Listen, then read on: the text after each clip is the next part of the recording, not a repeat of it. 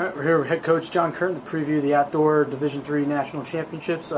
Coach, 6 athletes on the women's side qualified for 7 events. A lot of them are returning veterans, who have been at nationals before.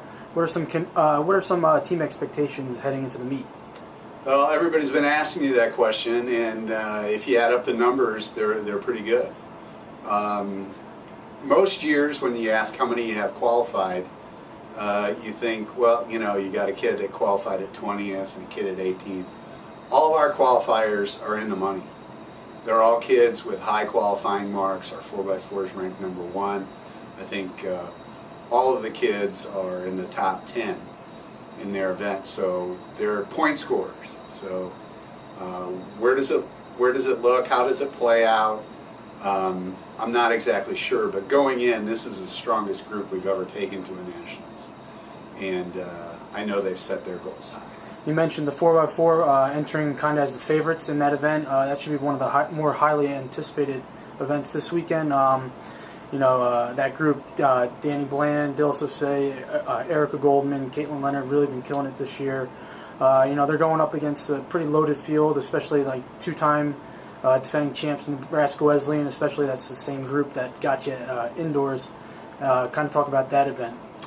Well, the twin sisters from Nebraska Wesleyan have been our nemesis for a while now. They've got 2 outstanding quarter milers that if they keep their team close, they're going to give Erica Goldman for us all she can handle, much like indoors. We got to within about maybe 100 meters to go, and felt like we were in control. But those girls are tremendous athletes. We're looking good there. The 1500 scratched down to be very favorable to Gabby Strabach. She's the number 2 seed going in. Danny Bland's in the top 5 in both of her sprint events.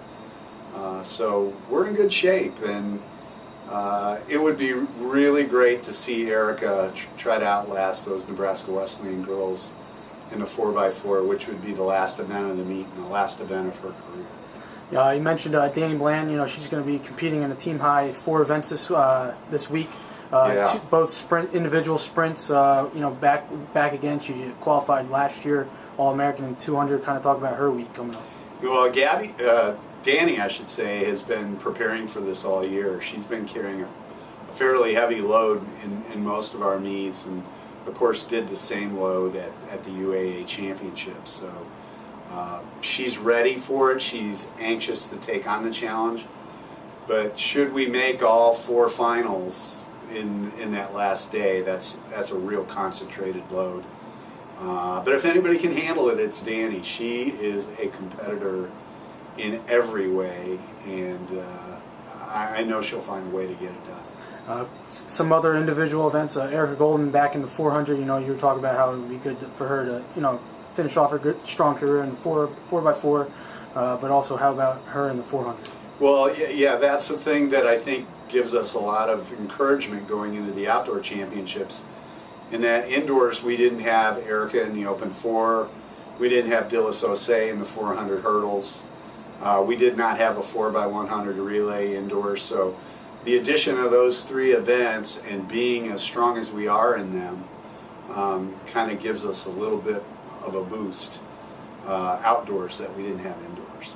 And last thing, this year's event, this year's championship meet is at Wisconsin Lacrosse. Kind of give us something to look forward to, kind of their facilities, how that track runs, stuff like that. We've been up there before, and it looks like the weather's going to cooperate. It's going to not be as cold as it's been up there in the past, which it benefits us greatly as a sprint team. But it's a fine facility, a 9-lane track, so people are going to have to run for All-American. There are going to be 9 people in the finals. They do a good job with it. They're a PE school, so they have a lot of people involved in putting on the championship, and I think they'll do a first-rate job. Thanks, Coach, and good luck this week.